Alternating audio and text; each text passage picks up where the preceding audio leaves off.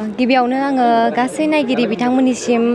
आंनि गोसो गोरबोनिफ्राय खुलुमनाय बावहरबाय आरो आदामोनखौबो गासैबो बे खाबुखौ होनायनि थाखाय साबायखर आरो जोंनि इएम सारखौबो जाय आंखौ हांख्रायहरदों बिथांनिसिमबो जोबोद जोबोद साबायखर बेयाव सफैनो हानानै आङो बिराद गोजोननाय मोनदों जायगाफोरखौ नुयोब्लानो गोसोआ मोनसे गोजोननाय फैयो बिराद मोजां मोनदों नोंथांमोनाबो फैनो हागोन नायफैनो हागोन बिराद मोजां जायगाया दिनै नोंथांखौ लेंहरनायनि बेयाव आंखौ लेंहरनायनि गुबै जाहोना बेखौथ' आं मिथिला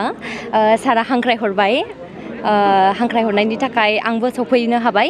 बिराद गोजोननाय मोनबाय माबाफोर स्पेसियेलि सारा आंखौ मोसा मुभि जाय नैबे 2023 आवहाय मोसा सावथुना ओंखारदोंमोन बे मोसा सावथुनावहाय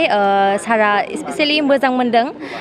आंनि फाव खालामनायखौ बा जोंनि सावथुनखौहाय बिराद मोजां मोनदों स्पेसियेलि बिनि थाखाय सारा आंखौ इनभाइट खालामदों जानांगौ स' बेनि थाखाय नोंथांनिफ्राय मा थागोन भेलेन्टाइन्स डे बेखौथ' जोंनि बर'फोराव बुंनो थाङोबा मानिया नङा होनबा बेथ' बेनि सायाव आङो जेबो बुंनो थांला अब्लाबो दिनै लाइमोनफोरा बिराद माने ओंखारबोदों जिहेतु नुदों बिथांमोननिसिम खावलायनाया माबा गावबागाव मोनसे आं बिनि सायाव जेबो बुंनो थांला माने जिहेतु सरस्वती बिमानिबो फुजा दा बे बेलायाव लाइमोनफोरनि थाखाय मा खालामो दिनै आइ बिमा सरस्वती फुजा बेवहाय बयबो दाथ' टाइमाबो जाबाय फुजायाबो जोब्बाय आंबो फुजा खालामनानै फैबाय दिनै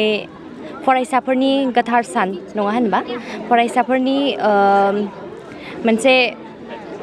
आवगायनायनि मोनसे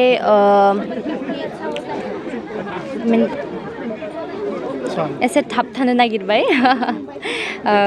फरायसाफोरनि थाखाय मोनसे मोजां दिन नङा होनबा दिनै स' आंनि थाखाय बिराद मोजां दिन आङो स' दिनैनि दिनाव बिराद खुसि आरो बेयाव सफैनो हानानै स्पेसियेलि बिराद खुसि आंनि दिना दिनैनि थाखाय बिराद मोजां आं बेखौनो बुंबाय